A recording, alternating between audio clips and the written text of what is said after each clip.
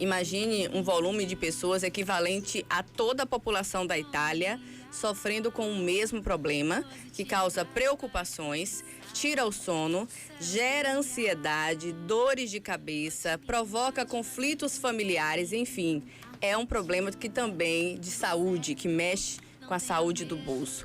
Esta é a realidade de cerca de 66 milhões de brasileiros que acumulam dívidas que somam mais de 200 bilhões, segundo dados do Serasa. Este é o assunto de hoje. Nós estamos aqui com o economista e consultor financeiro Marcos Ramos, que vai falar para a gente como driblar os impactos dessa crise econômica e sair do vermelho. Bom dia, Marcos. Muito obrigada por ter aceitado o nosso convite. Seja bem-vindo aqui ao Direto ao Ponto com Cristiane Mello. Bom dia, Cristiane. Bom dia, ouvintes. E é um prazer estar aqui com vocês. Marcos, então vamos lá, vamos direto ao ponto, né? Preço do combustível nas alturas, cesta básica acima da realidade dos brasileiros, gás custando mais de R$100, enfim, estamos lidando com a maior crise econômica dos últimos anos. Por onde começar para equilibrar este orçamento? Cristiane, primeira questão que nós temos que levar em consideração é que essa realidade é uma realidade mundial. Então, uma vez que é uma realidade mundial, eu preciso ter uma consciência muito grande em relação ao que eu posso fazer nesse momento. E o que eu posso fazer nesse momento é planejamento. O brasileiro precisa começar a planejar mais a sua vida financeira, criar uma consciência financeira, né? O que eu chamo de consciência financeira? Coisa simples. Primeiro, o quanto que eu ganho e o que é que eu estou gastando, como é que eu estou gastando. A partir do momento que eu começo a escrever todos os gastos que eu tenho ao longo de um mês, eu começo a criar uma consciência a respeito desses gastos. E aí o próximo passo é: será que eu realmente preciso fazer esses gastos? Todos esses gastos que eu estou tendo são extremamente necessários? Ou seja, a partir do momento que você começa a identificar aonde você está gastando, você pode criar uma estratégia para deixar de gastar pelo menos parte desse dinheiro. Então tudo começa pelo planejamento. Dá uma dica assim de como começar a planejar. Essa pesquisa diz justamente que o brasileiro está gastando mais do que ganha. Uma dica de como começar esse planejamento. Essa dica vale para cada uma das pessoas e vale para as empresas também. É simples, pega uma folha de papel em branco e começa a relacionar todos os gastos que você tem ao longo do mês. Tudo que você gastar, 100%, pequenas despesas, despesas maiores, aquelas despesas que são constantes, as despesas que são eventuais. Então, primeiro você relaciona tudo. Depois que você relaciona, você começa a identificar o que é uma despesa constante, uma despesa contínua que eu não posso parar. Por exemplo, aluguel, por exemplo, plano de saúde. Então, são essas despesas que eu não posso parar. E aí eu vou identificar algumas despesas que são eventuais. Por exemplo, aquela despesa que o brasileiro teve com a ida ao restaurante. A pergunta é: será que eu precisava ir naquele restaurante? Será que eu precisava ir em restaurante? A partir do momento que eu começo a listar cada um dos gastos, eu começo a ter uma consciência maior. Porque pode parecer brincadeira, mas muita gente não sabe com o que gasta. Ele sabe que já não tem mais o dinheiro. Aonde ele colocou o dinheiro, ele já não sabe mais. Então, primeiro começa com essa listagem. É o ponto de partida. Análise dos itens é o segundo ponto de partida. E o terceiro é você fazer uma reflexão verdadeira, íntegra sua a respeito de: eu posso ou não posso economizar aqui? A verdade é que a gente precisa adaptar o nosso gasto ao nosso ganho. Eu sempre falo que é o seguinte: não importa o quanto que eu ganho, o problema é sempre o que eu gasto. Eu preciso sempre estar adequado ao que eu ganho, para que eu não passe sufoco depois, para que eu não viva esse momento que a maior parte dos brasileiros estão vivendo, de crise, né? Essa crise, por quê? Porque o contexto mundial é negativo, mas principalmente porque eu também não fiz o meu dever de casa. Eu não tenho consciência financeira, eu não tenho uma educação financeira. Então é necessário criar essa consciência financeira. Dentre todas as pessoas nessa situação, segundo essa pesquisa, 34,2% englobam a faixa etária de 41 a 60 anos de idade. Isso pode indicar uma tendência e por quê?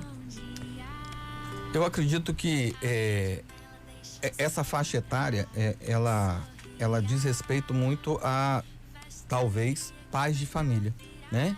Então, quando eu estou falando de pais de família, eu estou falando de uma pessoa que ela está com um orçamento eventualmente um pouco mais apertado e ele precisa ainda assim dar conta de determinadas situações. Então, esse público acaba fazendo tomando algumas atitudes que não sejam as mais indicadas. Por exemplo, o endividamento do cartão de crédito, né?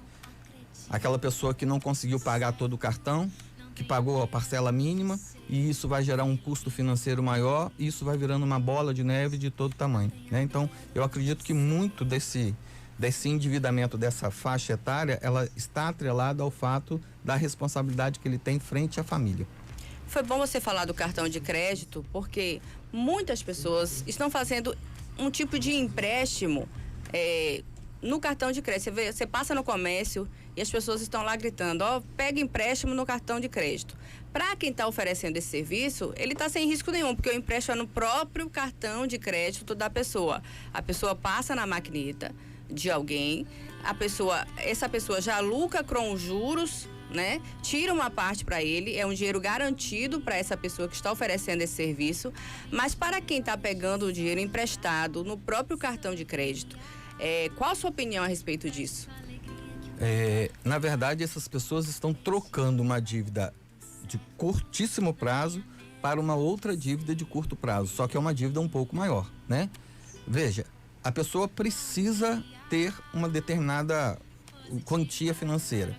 Como ela hoje está impedida de algumas atividades ainda, como ela ainda hoje está vivendo uma restrição orçamentária, uma válvula de escape mais fácil é o cartão de crédito. Qual é o grande problema do cartão de crédito? Custo financeiro. Você vai gerar um custo financeiro que não é pequeno e você tem uma tendência a repetir esse processo de pegar cada vez mais dinheiro emprestado com cartão de crédito, pagando uma taxa de juros relativamente alta. Então, você está imaginando que está resolvendo um problema num curto prazo, mas você está criando um problema ainda maior. Eu sei que é complicado falar assim, não faça isso, uma vez que eventualmente a pessoa, ela tem a necessidade. O que eu quero que as pessoas percebam é o seguinte, se você for fazer, tem que ter consciência do problema que você pode estar gerando para você mesmo. É você que está gerando um custo maior, é você que está gerando um problema maior. Algumas pessoas durante esse período pandêmico optaram por vender o carro, casais principalmente que tinham 2 carros, ficaram com um carro apenas, e até quem tinha um carro optou por vender o carro para evitar dívidas como IPVA, seguro, gasolina, estacionamento e etc. Essa é uma saída ou não? Porque aí o Uber também, os carros de aplicativos, para a gente não fazer propaganda aqui, também se tornaram um meio de locomoção caro. Eles aumentaram as taxas também. Cristiane, eu entendo que essa tomada de decisão, ela é uma tomada de decisão às vezes muito difícil para o brasileiro se desfazer de um bem, mas ela é muito salutar. Nesse momento, perceba, o automóvel na maior parte das vezes passa a ser um custo muito grande que talvez você não necessite. Eu vou te dar um exemplo. Se você tem um carro e mesmo que você não use ele com tanta frequência, você está pagando seguro dele, você está pagando o licenciamento o ano todo. Quando você for usar, você hoje, forçado pelas questões mundiais, pela Covid, pela guerra na Ucrânia, você vai pagar uma gasolina muito cara, né? Então, se eu puder abrir mão desse bem nesse momento, para que eu possa adequar as minhas despesas a minha realidade financeira, eu acho muito, muito, muito interessante. Talvez o grande empecilho aí seja o ego da maior parte das pessoas, né? Aquela questão assim, mas poxa, eu vou ter que vender o meu carro, eu vou ter que ficar sem, né? Então, conseguindo resolver essa questão do ego, a tomada de decisão, ela é muito inteligente. Ela é muito inteligente, eu acho que as pessoas deveriam estar caminhando nesse sentido. Pra gente já encerrar, elenca algumas dicas aí para o nosso ouvinte, né? Nós já estamos encerrando o nosso quadro aqui, então eu queria que você elencasse mais algumas dicas, tipo diminuição de despesas fixas, de que forma diminuir, qual a despesa cortar, né? Muita gente também cortou plano de saúde. Qual a sua opinião a respeito disso? Então vamos lá, as dicas que eu tenho são, primeiro, a questão da lista de todos os seus gastos. Depois que você faz essa lista, você começa a identificar o que é mais importante e o que é menos importante. Cortar um plano de saúde pode ser interessante? Talvez sim, talvez não. A grande maioria das pessoas, dependendo da faixa etária, se ela corta um plano de saúde, ela pode ter problemas futuros, né? Então, é racionalizar em cima de cada um dos custos. Faça o corte dos custos que forem mais importantes. Uma outra coisa importantíssima é você começar a poupar o seu salário no início do mês. Ou seja, a partir do momento que você já recebeu o salário, você já começa a poupar. Se você começa a poupar lá no final, o dinheiro já acabou. Aí já não adianta mais. Ou seja, a consciência tem que ser algo já no início do processo. Outra dica, evite entrar em parcelamento desnecessário.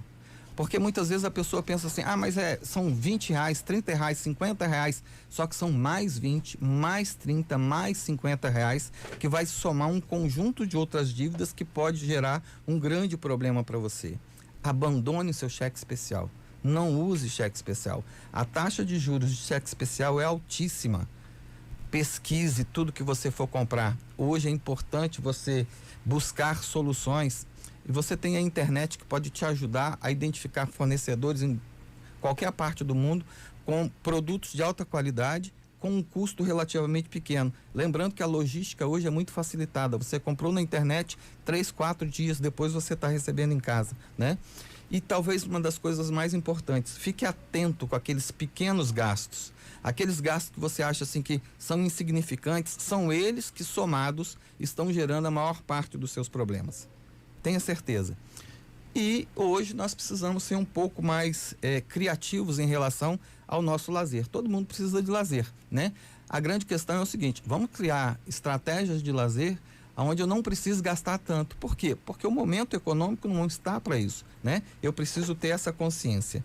Então, eu acredito que se a gente fizer esses deveres de casa aí, Cristiane, nós vamos conseguir passar por essa grande turbulência. Lembrando que nós estamos num grande endividamento brasileiro, é verdade, mas nos 2 últimos meses esse endividamento diminuiu um pouquinho, 0,2, mas diminuiu um pouquinho. Então já começa a ter uma percepção de uma luz no fim do túnel.